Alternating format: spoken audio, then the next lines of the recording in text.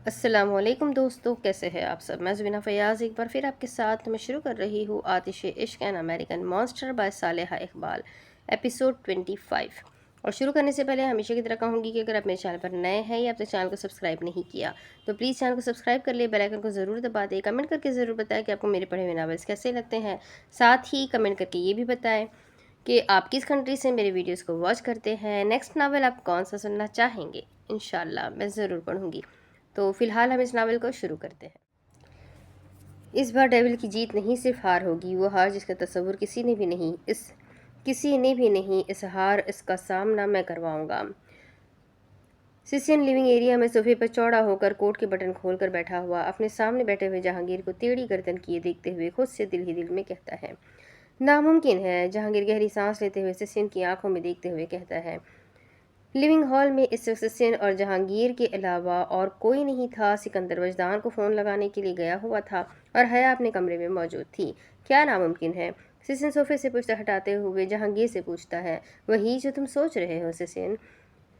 जहांगीर उसे नाम पर जोर देते हुए कहता है, मैं जो सोच रहा हूँ तुम उसका अंदाज़ा भी नहीं लगा सकते। सिसिन जहांगीर से नजर हटाकर हवेली की इमारत को देखते हुए कहता है, एक कुत्ते की सोच कहाँ तक जा सकती है। जाहिर है अगले बंदे को देखकर भौंक कर डराने तक या फिर काट कर डराने तक। जहांगीर सिसिन के चेहरे की तरफ देखते हुए कहता है। गुस्से के आते जाते तासुरात उसके चेहरे पर उसे बड़े अच्छे लग रहे थे। सिसिन जहांगीर की बात पर मुस्कुराते हुए अपने हाथों की मुट्ठियां भींच लेता है। खून उसका खौलने लगता है, लेकिन इस वक्त तो किसी लड़ाई को शुरू करने की पोजीशन में नहीं था।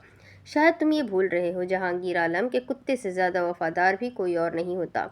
जब वो एक बार ठान लेना वो करके रहता है, चाहे वो किसी को देखकर भौंकना हो या फिर काटना। सिसिन वापस सोफे से पुश्त टिकाए हुए टांग पर टांग रखकर चौड़े होकर बैठते हुए कहता है, कुत्ता कुत्ता होता है, जब तक उसको हड्डी दो वो आपके तलवे चाटेगा। हड्डी खींच लोगे तो वो काटने की कोशिश करेगा। मैंने तुमसे तुम्हारी हड्डी छीन ली, इसलिए तुम इस वक्त मुझे काटने के चक्करों में हो। जहांगीर सिसिन को देखते हुए अपनी टांग पर टांग रखता है और अपने शूज़ पहनने पहने हुए पैर की तरफ इशारा करता है। जिस दिन मैं तुम्हें हड्डी दूंगा तुम मेरे तलवे चाटना दोबारा लग जाओगे। फिलहाल मेरे पास तुम्हारे लिए एक हड्डी है। सिसिन सोफे से उठते हुए जहांगीर को देखते हुए कहता है, सॉरी, मुझे जानवर बनना नहीं, लोगों को बनाना पसंद है। जहांगीर सिंह को खिड़की की तरफ जाता देख कर कहता है, इस बार तुम दोनों काम करोगे जहांगीर आलम, हड्डी खाकर तलवे भी चाटोगे और मेरे पालतू जानवर भी बनोगे। जहांगीर उसकी बात गौर से सुनते हुए अपनी टांग से टांग हटाते उठकर खड़ा होता है, क्योंकि जो जानवर मैंने बनाया उसके आगे टिकने की हिम्मत किसी में भी नहीं है। सिसिन मुस्कुराते हुए पलटकर जहांगीर की तरफ कदम बढ़ाते हुए कहता है, पर उस जंगली जानवर को हड्डी तुमने पेश की है। सिसिन जहांगीर के सामने पर कुछ फासले पर खड़ा होकर हाथ से दरवाजे की तरफ इशारा करता है। इस बार कौन कुत्ता बनेगा और डेविल बनकर इटली पर हुकूमत करेगा, ये सब वाज़ेह तो है, पर फिर भी मैं तुम्हें क्लियर कर देता हूँ जहांगीर आलम द इटालियन डेविल। अपने हाथों से अपनी बेटी को उस शतरंज के दाव पर लगाने तुम खुद हो लगाए तुम खुद हो। इस खेल का हिस्सा तुमने उसे बनाया, अपनी बेटी की बर्बादी का मुकद्दर भी तुम खुद लिखोगे। सिसिन कहते ही अपना हाथ नीचे करता है। उसके हाथ नीचे होता है। जहांगीर के दरवाजे पर नजर पड़ती है, जहां से हीर और वजदान दोनों मुस्कुराते हुए एक साथ हवेली में कदम रख रहे थे। Welcome to the hell devil.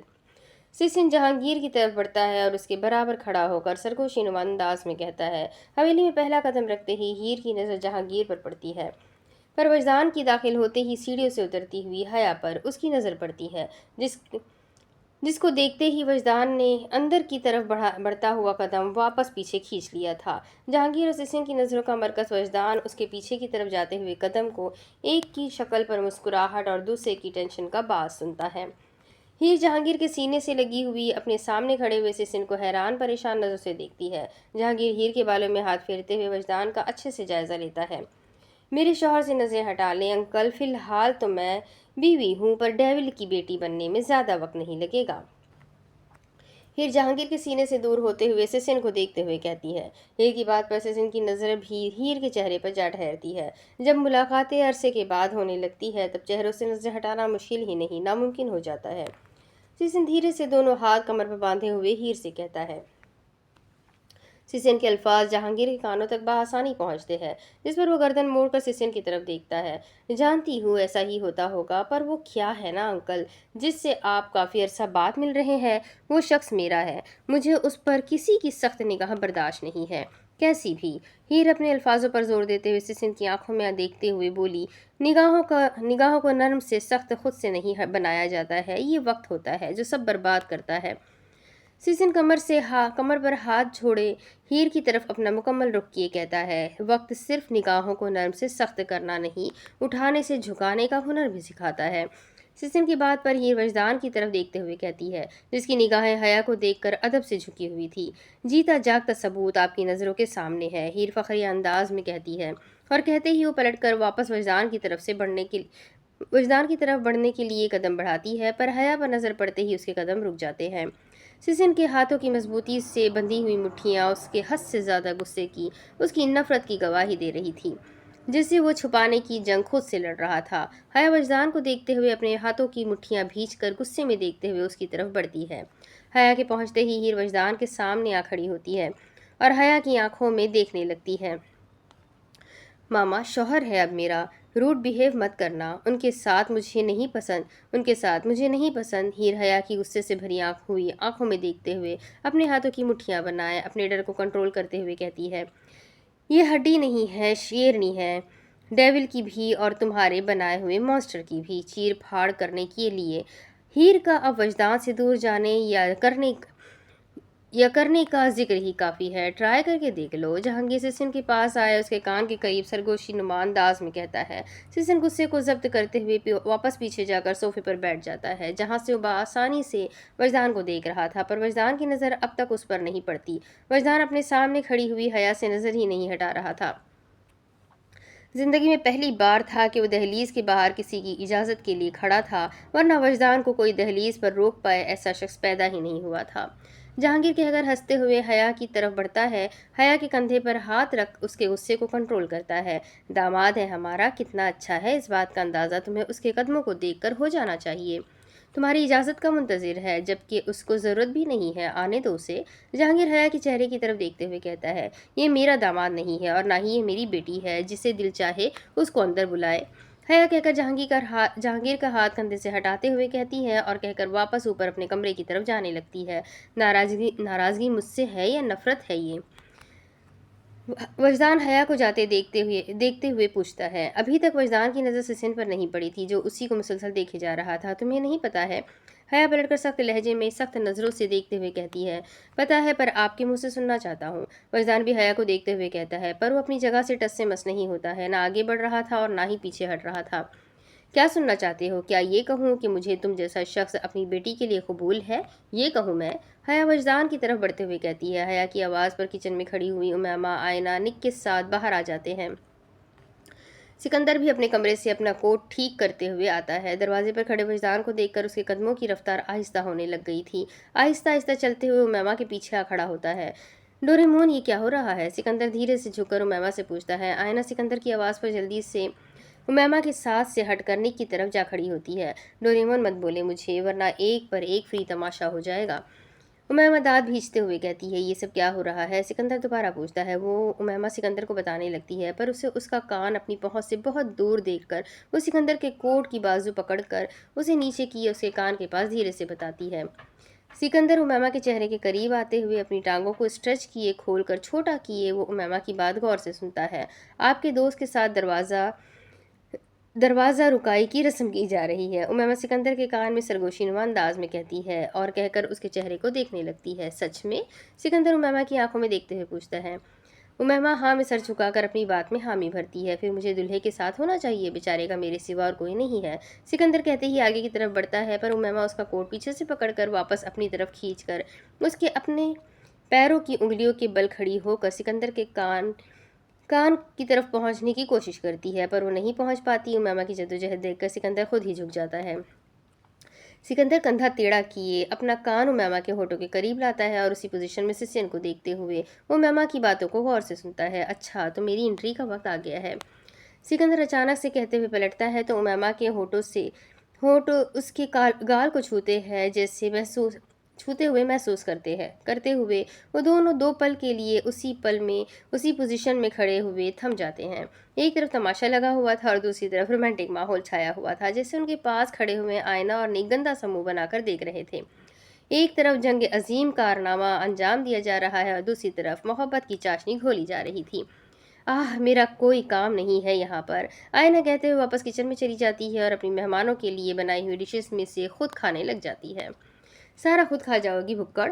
निक आयना के पीछे पीछे किचन में आते हुए कहता है, क्या करूँ फिर, फ्लाइट में ये सब तो नहीं मिलेगा, तो पेट तो भर लूँ। आयना ड्राई फ्रूट की शीशे वाली प्लेट उठाए हाथ में पकड़े हुए शेल्फ पर चढ़कर बैठ जाती है और सामने के मनाजिर को एंजॉय करने लगती है। असल में वो एंजॉय उन सब लोगों में एक अकेले खड़े सिसिन को देख कर रही थी और काजू खाते हुए वो मुस्कुराते हुए अपने पैर हिला रही थी। सच ये नहीं है? आयना निक की आंखों में देखते हुए कहता है। नज़र झुका लो, पक्की ठरक लग रही हो, अस्तगफिरुल्लाह। निक आयना के पास आकर शेल्फ पर कोहनी टिकाते हुए सिसिन को देखते हुए कहता है, तो मत देखे आप मुझे, नहीं लगूंगी मैं आपको ठरक। आईना नज़र झुकाकर निक को देखते हुए कहती है, करना तो मैं भी यही चाहता हूँ, पर मजबूरन तुम मेरी नज़रों में आ रही हो। आयना निक के चेहरे को देखते हुए कहता है, झूठे कहीं के। आयना मुंह बसोरते हुए कहती है, झूठे वाली क्या बात है, इसमें सच बोल रहा हूँ मैं। निक शेल्फ से कोहनी हटाया हैरानगी से आयना को देखता है। तो फिर क्या सच है, तुम ही बता दो मुझे। निक दोनों हाथ कमर पर बांधते हुए पूछता है।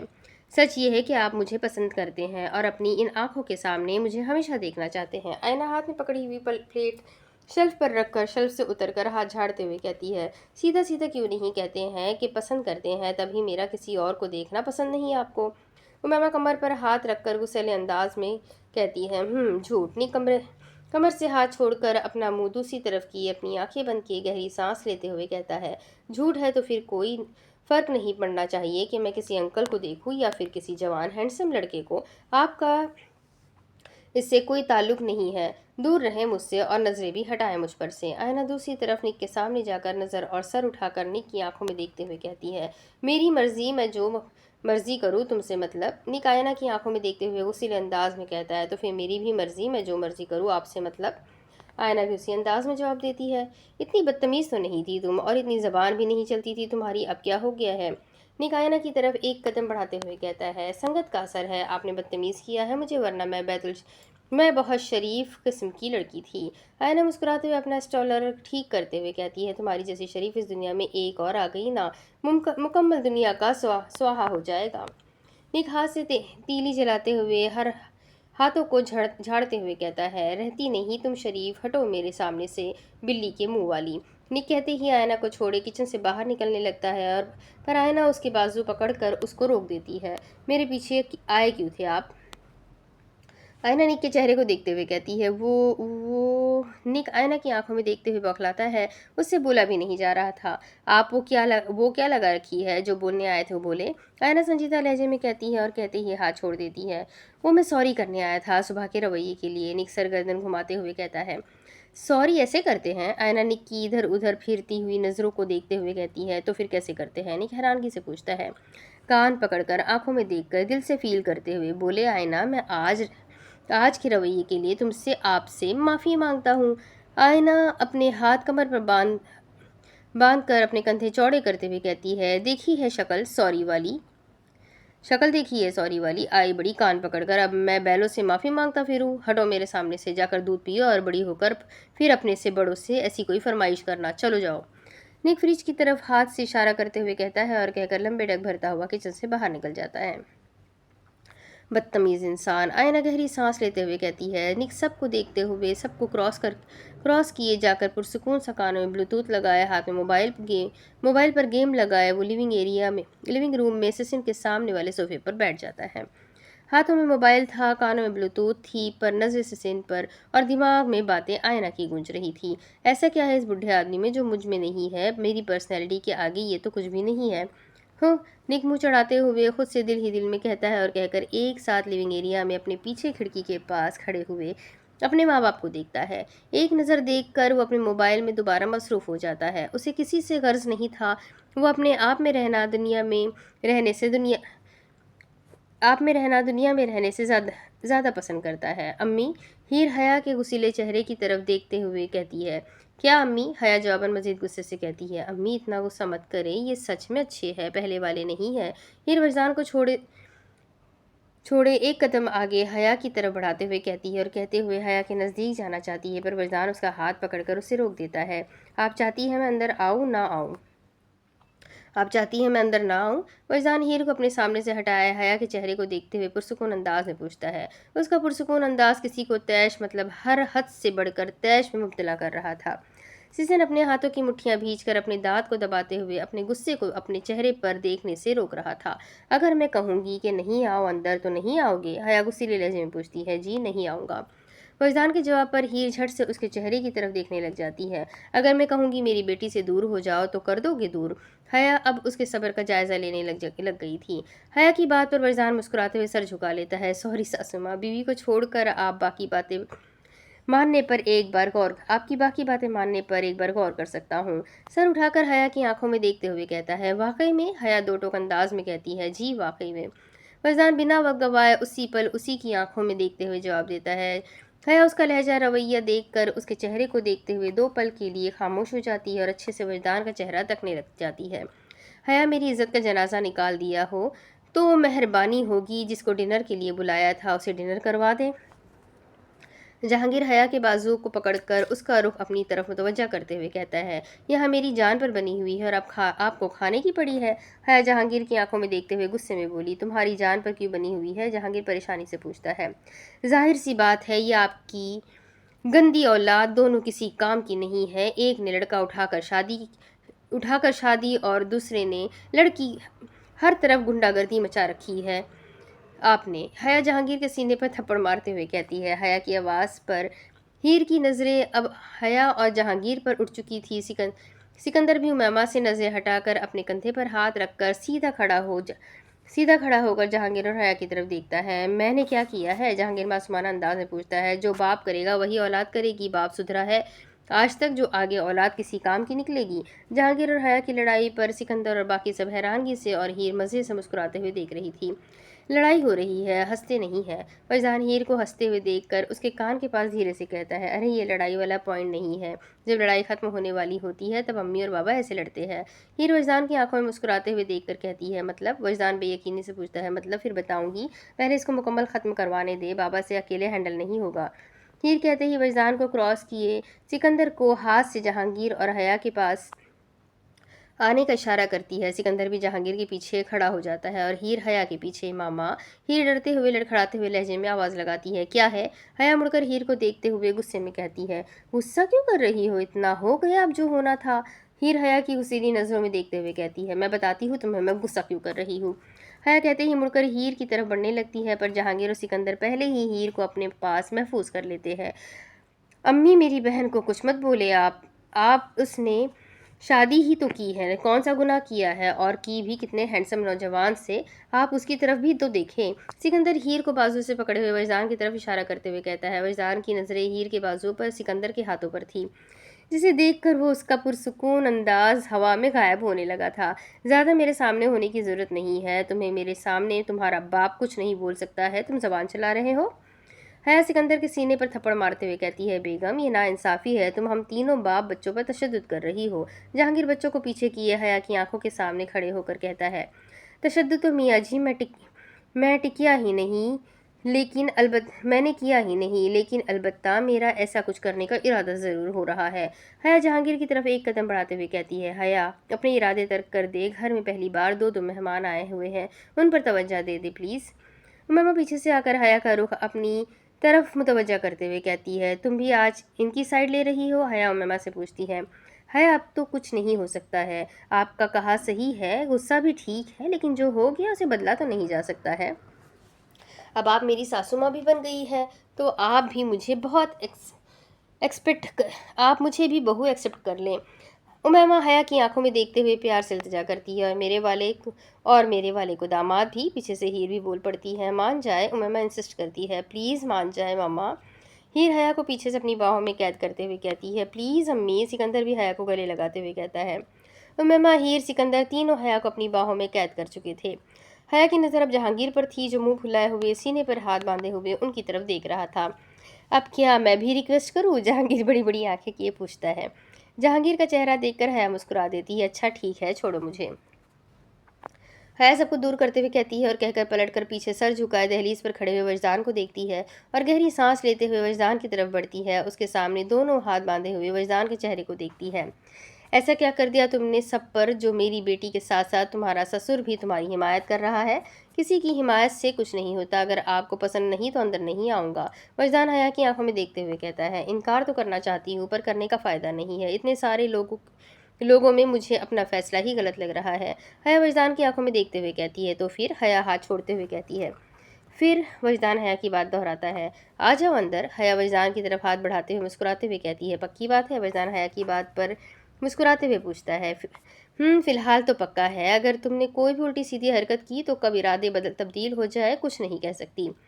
हया मुस्कुराते हुए कहती है, पर लहजे में धमकी साफ दिखाई दे रही थी। पोलिस? वजदान हंसते हुए कहता है और कहकर हया के हाथ में अपना हाथ रख देता है। फाइनली? हीर हंसते हुए उमैमा को गले लगाते हुए खुशी से भरपूर लहजे में कहती है। आयना किचन में शेल्फ के पास खड़ी हुई डेविल की एक हवेली का एक खूबसूरत सा मुकम्मल फैमिली मोमेंट इंजॉय कर रही थी। वजदान यमान दुनिया का पहला ऐसा गैंगस्टर दामाद था जिसका हाथ उसकी सास पकड़कर उसे अपने ससुराल में वेलकम कर रही थी, जिस पर उसके चेहरे पर मुस्कुराहट बिखेर गई थी।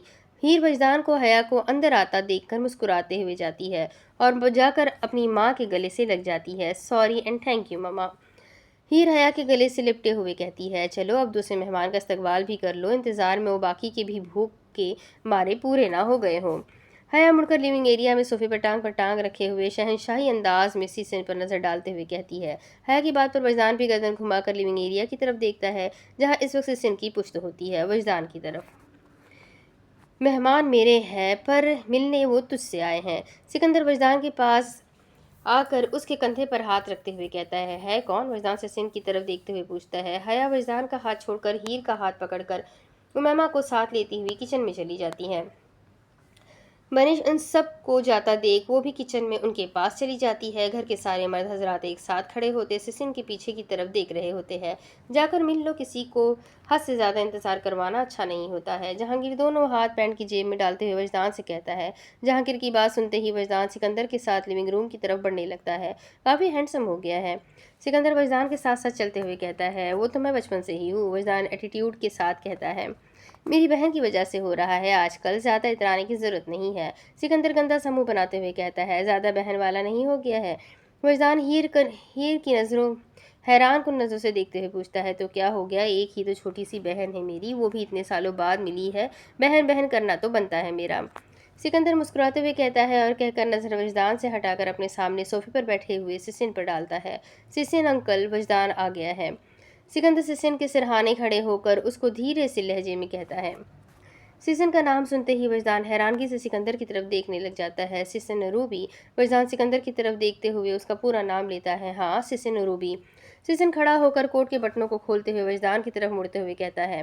वो जैसे ही मुड़ता है वजदान की नज़र उसके चेहरे से टकराती है और जैसे उसके चेहरे पर जाती है उसकी आंखों के आगे अपने माजी के मनाजिर घूमने लग जाते हैं। सीजन कोट के बटन खोलते हुए सोफे को क्रॉस करते हुए वजदान के बिल्कुल सामने आ खड़ा होता है। कैसे हो? सीजन वजदान की आंखों में देखते हुए पूछता है। आप यहाँ? वजदान हैरानगी से पूछता है। तुम ढूंढ रहे थे मुझे, जहाँ तुम ढूंढ रहे थे वहाँ मैं नहीं था, और जहाँ मैं था वहाँ तुम कभी आए ही नहीं। सीजन गहरी सांस लेते हुए कहता है। सिकंदर हैरानगी से वजदान को उसके गुस्सीले नज़रों के आगे खड़े सिसिन को देखने लगता है। वजदान, गुस्सा क्यों कर रहे हो? सिकंदर उसके बाजू पर हाथ रखकर उससे कहता है। आप? खाना तैयार है, आ जाए। वजदान मजीद कुछ कहने लगता है कि पीछे से हीर की आवाज़ पर वो अपने अल्फाजों पर ब्रेक लगा देता है। तुम्हारी बीवी बुला रही है, सुन लो उसकी बात। ये मौका दोबारा मिले या ना मिले। सीजन गर्दन टेढ़ी करके हीर को जहांगीर के पास जाता देखते हुए कहता है। सिकंदर के पास खड़े होने की वजह से वजदान इस वक्त मजीद कुछ नहीं कहता है। चले, खाना तैयार है। सिसन वजदान के कंधे पर हाथ रखकर उसके आंखों में देखते हुए कहता है और कहते ही वजदान को छोड़कर आगे की तरफ बढ़ता है। क्या हो गया है भाई? सिकंदर वजदान की कैफियत देखते हुए पूछता है।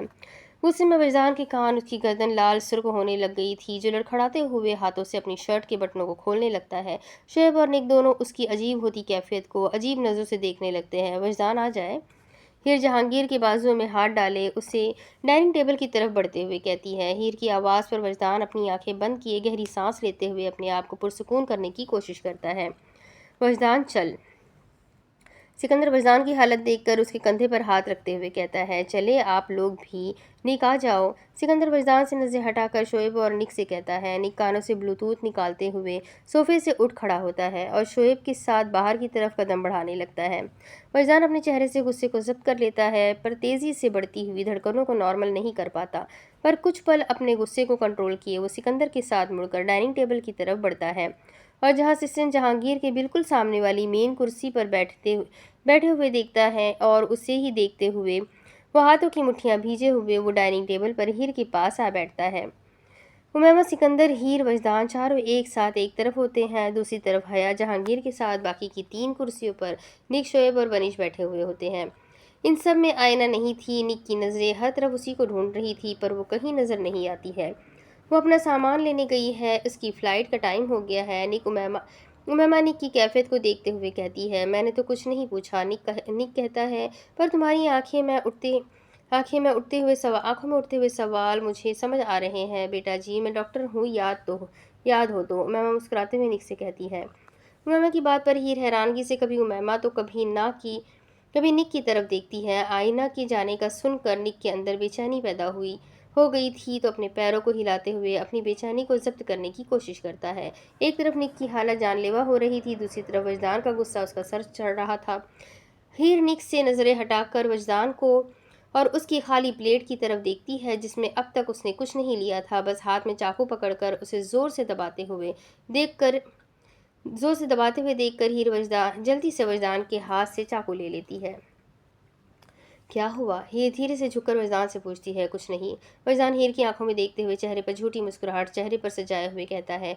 खाना डाल दूँ? हीर प्यार से पूछती है। वजदान हाँ में सर हिलाते हुए जवाब देता है। उसके हलक से पानी उतरना ही नागवार गुजर रहा था। इस सिचुएशन में तो वो कैसे खाएगा? वजदान अपनी शर्ट का दूसरा बटन खोलकर एक गहरी सांस लेता है। वजदान जहांगीर के पास बैठा हुआ था। वजदान की हालत देखकर जहांगीर मुस्कुरा देता है। फैजान जहांगीर के चेहरे पर मुस्कुराहट देखकर अपनी गर्दन झटकता है और जैसे ही गर्दन मोड़ता है उसकी नज़र सिस्टेन पर पड़ती है। वहां से नजरें हटाकर वो सामने देखता है तो निक की नज़र हीर पर देखकर वजदान के दिमाग की शरियान फटने पर आ गई थी। यह अल्लाह सब्र दे मुझे, वरना मेरे चाकू से मुझे ये सब मेरे बर्दाश्त की हद देखना चाहते हैं, जो कि मुझ में है ही नहीं। वजदान खाने की प्लेट की तरफ देखते हुए कहता है। हीर वजदान के लिए प्लेट में खाना सजाए। हीर भी हुमैमा के साथ बातों में लग जाती है। हीर और हुमैमा मिले ही इतने दिनों बाद थी, तो उनका बातें ना करना तो नाकाबिले यकीन था। सब अपने अपने खाने में मसरूफ हुए पड़े थे। निक और वजदान की हलक से सिवाय पानी के और कुछ भी नहीं उतर रहा था। वक्त गुजरता जा रहा था। वजदान के चेहरे पर पड़ने वाले नज़रों की तपिश भी बढ़ती जा रही थी। गुस्सा हर हद से पार होता जा रहा था। वजदान का उसके दिमाग में उसका माजी पर गर्दिश करने लग गया था, जिसे वो भूलने की पीछे छोड़ने की हर मुमकिन कोशिश करता था। सिसिन रूबी उसकी नज़रों के सामने जिंदा सही सलामत बैठा देखकर वजदान को अपनी हर कोशिश नाकाम नजर आ रही थी। आइंदा भी अपने दो सूटकेसों के साथ सीढ़ियों से नीचे आयना भी अपने 2 सूटकेसों के साथ सीढ़ियों से नीचे उतर रही थी। इसके बैगों की आवाज़ पर निक की फ़ौरन नज़र उसकी तरफ उठती है। निक दिल की धड़कनें तेज़ी से बढ़ना शुरू हो गई थी। आंखों के सामने आयना का मुस्कुराता हुआ चेहरा था, पर नज़र से देखना क्या होता है? मोहब्बत है, बस पसंदीदगी है, बताकर या जताकर जाहिर की जाती है अगले को अपने जज्बात का इजहार करवाने के लिए। पर निक के अंदर इतनी हिम्मत नहीं हो रही थी कि वो अपनी पसंदीदगी का इजहार कर सकता है, और आयना के दिल को जो भाया वो उसे दिल में जगह देने से पहले ही उतार चुकी थी। आयना को बैग के साथ उतरता देख सिसिन अपना खाना छोड़कर उसकी मदद के लिए जाता है। वो कुर्सी से उठता है तो सबकी नज़रें उसकी तरफ उठती है। किसी को आवाज़ लगा देती भारी चीज़ें अकेले नहीं उठाई जाती है। सिसिन आयना के हाथ से उसका सूटकेस लेते हुए कहता है, पर आयना उसे सूटकेस नहीं देती है। नहीं, ज़रूरत नहीं है आपको, मैं उठा लूँगी, शुक्रिया आपका। आयना बमुश्किल इतने करीब से सिसिन से नज़रें हटाते हुए कहती है। आयना और सिसिन को करीब खड़े देख कर निक अपने हाथ में फोक पकड़कर जोर से भींचने लगता है। उमैमा और हीर की फौरन से नज़र निक की तरफ उठती है। शुक्रिया, मदद करने के बाद अदा करोगी तो ज़्यादा अच्छा लगेगा मुझे। सिसिन सूटकेस आयना के हाथ से पकड़ते हुए कहता है। आयना सिसिन के चेहरे को उसके नरम लहजे को कहते हुए उसके होठों पर आती हुई मुस्कुराहट जो उसकी आंखों को बिल्कुल छोटा छोटा कर देती है। आयना सीसन के चेहरे की तरफ देखते हुए अपने हाथ से सूटकेस छोड़ देती है और मुस्कुराते हुए उसके चेहरे को, उसकी मदद को देखने लगती है। सिसन सीढ़ियों से नीचे एक बैग उतारता है कि आयना मुड़कर दूसरे बैग को देखती है और लेने के लिए ऊपर जाने लगती है कि सिसन उसका हाथ पकड़कर उसे रोक देता है। आयना सिसन की हरकत पर धड़कते हुए दिल से बड़ी बड़ी आंखें किए उसके चेहरे को एक बार फिर से देखने लगती है। तुम रुको, मैं लाता हूँ। सिसन कहते ही सीढ़ी से ऊपर जाता है और आयना का दूसरा सूटकेस लेकर आता है। पीछे डाइनिंग टेबल पर बैठे हुए मर्द सारे के सारे कुर्सी पर साइड बार होकर अपनी अपनी बाजू कुर्सी की बैक से टिकाते हुए मजे से सिसेन और आयना को देख रहे होते हैं। आजकल ये रोमांटिक सीन ज़्यादा नहीं होने लग गए हैं डेविल हवेली में? सिकंदर इन दोनों को देखते हुए कहता है। इसकी बात उमैमा हाँ में हाँ मुस्कुराते हुए सर हिला देती है। ये अंकल कितने अच्छे हैं, हीर के मुंह से बेसाख्ता निकल पड़ता है। हीर कहती है कि वजदान फौरन से गर्दन मोड़कर बिना पलक झपकाए हीर को देखने लगता है। ठीक कह रही हो। उमैमा भी कुर्सी की बैग पर दोनों हाथ रखे उसके उसका अपना चेहरा उस पर अपना चेहरा टिकाया मुस्कुराती हुई नजरों से देखते हुए कहती है। सिकंदर की भी उमैमा की बात सुनते हुए फौरन से उसके चेहरे की तरफ देखने लगता है। उमैमा की आंखों में चमक, उसके चेहरे पर मुस्कुराहट देखकर वो गंदा सा मुंह बनाकर कभी उमैमा को तो कभी सिसन को देखता है। शुक्र है मेरी वाली ऐसी नहीं है। जहांगीर गहरी सांस लेते हुए हीर उमैमा से नजर हटाकर हया की तरफ देखता है जो हंसते हुए पानी पीते हुए उसकी तरफ ही देख रही थी। सिर्फ हया ही नहीं, मनीष भी सिसिन को देख कर वो शोएब को गंदा सा मुंह बनाते हुए देखती है। वजदान जोर से चम्मच टेबल पर मारता है जिससे वो हीर उमैमा की तवज्जो सिसिन से हटाकर अपने अपने शोहरों पर करता है। तुम घर चलो, तुम्हें मैं बताऊंगा। वजदान हीर की आंखों में देखते हुए अंगूठे से गर्दन पर चाकू फेरने वाला साइन करता है। उमैमा जैसे ही सिकंदर को देखती है वो भी गुस्से में उमैमा को देख रहा होता है। जहांगीर भी गहरी सांस लेते हुए पानी का गिलास मुंह से लगाता है। तीनों अपने अपने शौहरों को गुस्सा चढ़ाए दोबारा खाने में मसरूफ हो चुकी थी। अब सबकी कैफियत ऐसी हो गई तो निक की तो हर हद से पार हो चुकी थी। उसके हाथ में पकड़ा हुआ फोक उसके हाथ को जख्मी किए हुए खून बहना शुरू कर चुका था। कहीं जा रही हो? सिसिन आयना से पूछता है। जी, वापस जा रही हूँ। आयना सिसिन के चेहरे से नजर हटाते हुए कहती है। अच्छा, पेरेंट्स के पास? सिसिन उसकी झुकी हुई पलकों की तरफ देखते हुए पूछता है। माँ बाप नहीं है? आयना सर उठाकर सिसिन की आंखों में देखते हुए कहती है। ओह। सिसिन उसके चेहरे पर मायूसी देखते हुए बोला। कोई बात नहीं, मैं तो हूँ। सिसिन आयना के सर पर हाथ रखते हुए मुस्कुराते हुए कहता है। सिसिन के सर पर हाथ रखते ही आयना के दिल की धड़कनें और तेजी से बढ़ने लग गई थी। वो उसके चेहरे से नजर हटाना ही भूल चुकी थी। वैसे नाम क्या है? सिसन सर से हाथ हटाते हुए पूछता है। आयना। आयना बड़ी बड़ी आंखें किए जवाब देती है। बहुत प्यारा नाम है। सिसन मुस्कुराते हुए उसकी तारीफ कर रहा होता है कि निक से मजीद इसे बर्दाश्त नहीं होता। वो गुस्से में हाथ में उसी तरह मजबूती से फोक पकड़े हुए हवेली से बाहर की तरफ कदम बढ़ाता है। निक के कदमों की आवाज़ पर आयना सिसन से नज़र हटाकर निक की तरफ देखती है जो हवेली से बाहर कदम रख रहा होता है। आयना उसे बाहर निकलते देखकर एक पल के लिए मायूस हो गई थी, पर गर्दन झटक कर अपनी तवज्जो वापस अपने सामने खड़े हुए सिसन पर करती है। दो पल उसके चेहरे को देखकर वो अपने हाथ में पहनी हुई घड़ी की तरफ देखती है जिसमें 10:29 हो रहे थे। ओह, मेरी फ़्लाइट का टाइम हो गया है। आपका बहुत बहुत शुक्रिया इस मदद के लिए। अगर मैं यहाँ पर होती तो मैं ज़रूर आपके लिए बहुत सारी मज़े की डिशेस बनाती, पर अफसोस मुझे जाना है।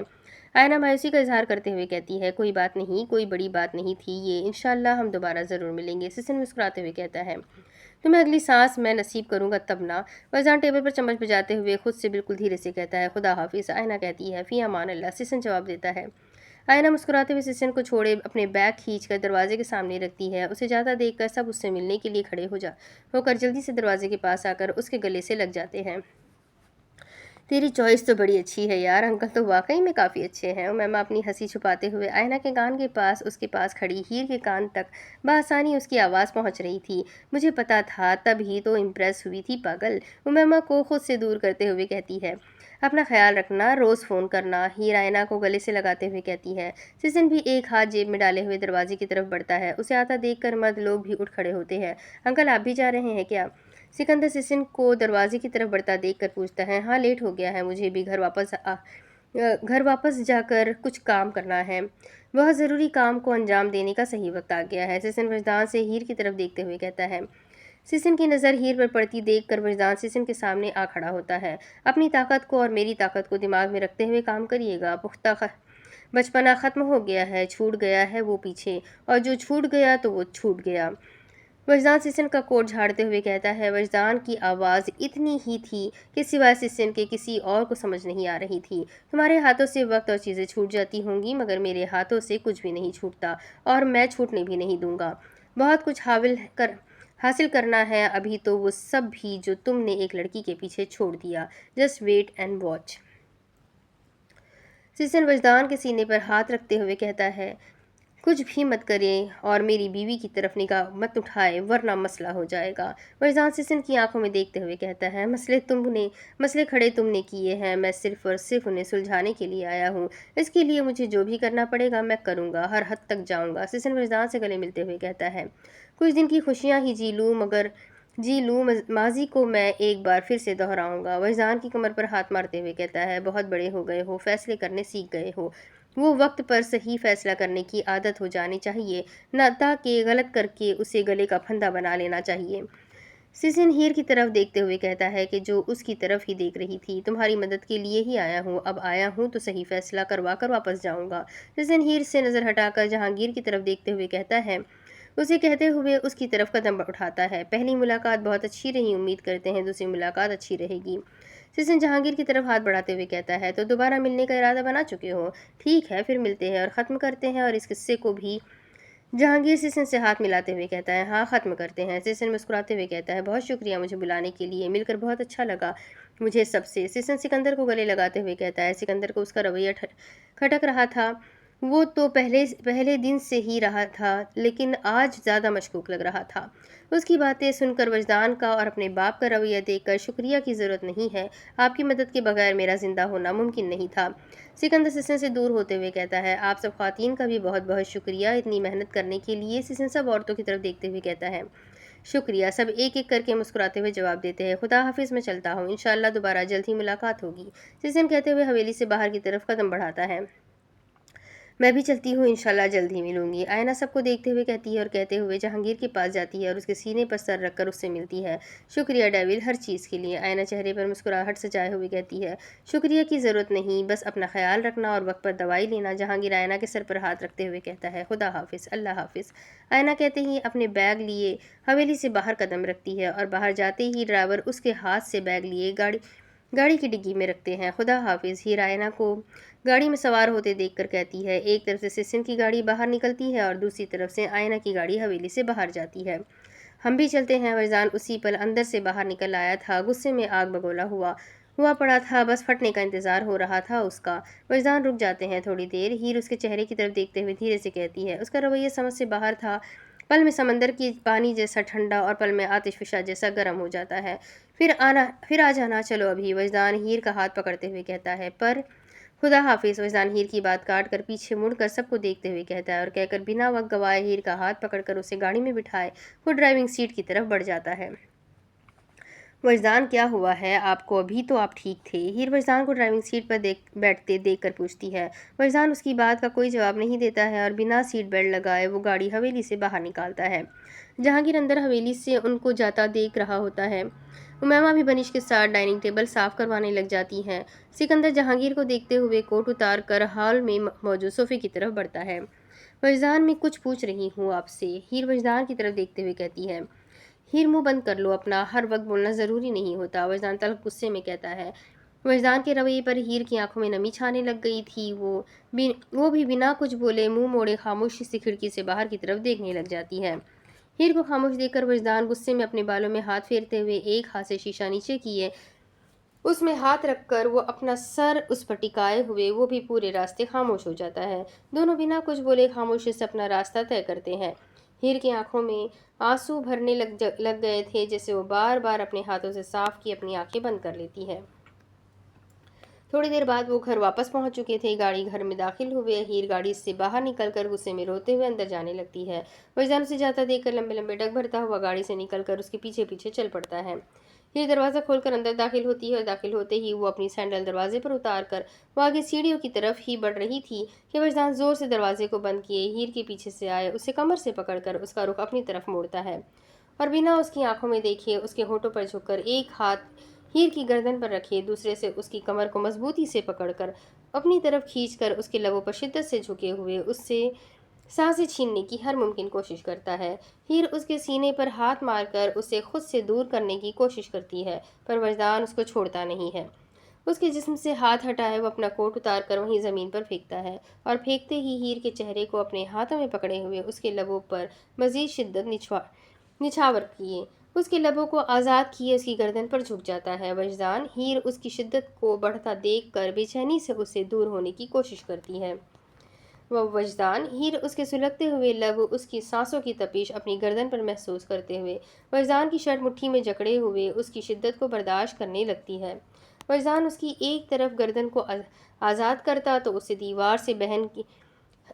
दीवार से पिन किए उसके बिल्कुल नज़दीक आकर उसकी कमर पर हाथ रखकर गर्दन पर दूसरी तरफ अपनी मोहब्बत की शिद्दत बढ़ाते हुए उसको अपनी मोहब्बत के नशे में चूर करने लगता है। हीर वजदान की शिद्दतों में बहकती हुई उसकी शर्ट को मुट्ठी में जकड़े अपनी आंखें बंद किए उसके लम्स को महसूस करने लगती है। वजदान हीर उसकी शिद्दतों को मजीद बढ़ता देखकर उसके सीने पर हाथ रखकर उसे रोकने की कोशिश करते हुए उसे धीरे से पुकारती है। वजदान हीर की आवाज़ पर उसकी गर्दन को आज़ाद किए उसकी आंखों में देखता है और देखते हुए हीर को बाहों में उठाए सीढ़ियों से ऊपर लिए जाता है। हीर वजदान दोनों की नज़रें एक दूसरे में थी। वो बिना पलक झपकाए एक दूसरे को देखे जा रहे थे। कमरे के दरवाजे के सामने पहुंचकर वजदान दरवाजे को खोलकर हीर को कमरे में बेड के पास जा खड़ा करता है और खुद अपनी टाई को खींचकर खोलते हुए कमरे का दरवाज़ा बंद करने जाता है। हीर वजदान को देखते हुए डरते हुए अपने हाथों में मजबूती से गाउन को पकड़े हुए इधर उधर देखने की कोशिश करती है। वजदान दरवाजे को बंद किए टाई खींचकर अपने गले से निकालता है और निकालकर वहीं ज़मीन पर फेंक कर वो हीर की तरफ बढ़ते हुए अपनी शर्ट के बटन खोलने लगता है। वजदान की शर्ट के बटनों को खुलता हुआ देखकर हीर पीछे की तरफ कदम उठाने लगती है। नंगे पैर वो ठंडे फर्श पर चलते हुए वजदान को अपनी तरफ आता देखती है। हीर दीवार की तरफ बढ़ रही थी। वो दीवार से लगती उससे पहले ही वजदान हीर को कमर से पकड़कर उसे अपने सीने से लगा चुका था। हीर की उथल पुथल होती सांसों को सुनते हुए वजदान के चेहरे पर मुस्कुराहट रेंगती है। मैंने कहा था ना, मेरी मौजूदगी में किसी गैर की तरफ नजर उठाकर नहीं देखना। वजदान हीर की कमर पर गिरफ्त बढ़ाते हुए कहता है। वो वजदान वो मैं वजदान की आंखों के बदलते रंग देखते हुए हीर की सांसें हलक तक खुश हो चुकी थी। अल्फाज मुंह से निकलने से इनकारी हो चुके थे। वो मैं कुछ नहीं, मेरी जान गलती की है तो अब सज़ा तो मिलेगी। अपनी रहे हुए शर्ट के बटनों की तरफ खोलने का इशारा करते हुए कहता है, आप सज़ा देंगे मुझे?" हीर शर्ट के बटनों की तरफ हाथ बढ़ाते हुए कहती है, "सज़ा देनी पड़ेगी वरना तुम्हें मेरी बात समझ में नहीं आएगी।" उसके लड़खड़ाते हुए हाथों को देखते हुए वजदान खींच कर अपनी शर्ट के सारे बटन खोल देता है। कमर से पकड़कर हीर का रुख दूसरी तरफ मोड़ते हुए उसके कंधे पर बिखरे बालों को हटाता है और उसकी गर्दन पर झुके हुए अपनी मोहब्बत और गुस्से की शिद्दत से भरे लब गर्दन पर रखता जाता है। वजदान हीर धड़कते हुए दिल से फौरन पलटकर वजदान की आंखों में देखते हुए कहती है, "वजदान की जान आज नहीं, हर बार तुम्हारी मानी जाती है पर अब नहीं।" वजदान उसके गाउन के जिप को धीरे धीरे से खोलते हुए उसकी हीर की उठती गिरती पलकों की तरफ देखते हुए कहता है, "जो गलती तुमने आज की है इसके बाद मेरा पीछे हट जाना नामुमकिन है।" उल्टे हाथ के अंगूठे से उसके लबों को सहलाते हुए उसके शर्म के मारे लाल सुर्ख होते गालों पर अपने लब रखता है। "वो बस गलती से हो गया था, जानकर नहीं किया था मैंने।" उसके होठों की तपिश अपने गाल पर महसूस करते हुए कहती है, "चलो गलती सही, एक गलती तुमने की, अब एक गलती मुझे भी करने दो।"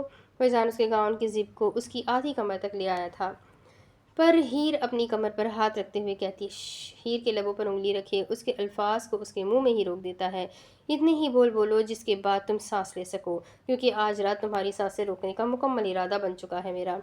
फैजान अपनी बात मुकम्मल किए हीर की गर्दन को अपने हाथों में कैद किए उसके होठों पर झुककर उसे बाहों में उठाए बेड की तरफ अपने कदम लिए बढ़ता है।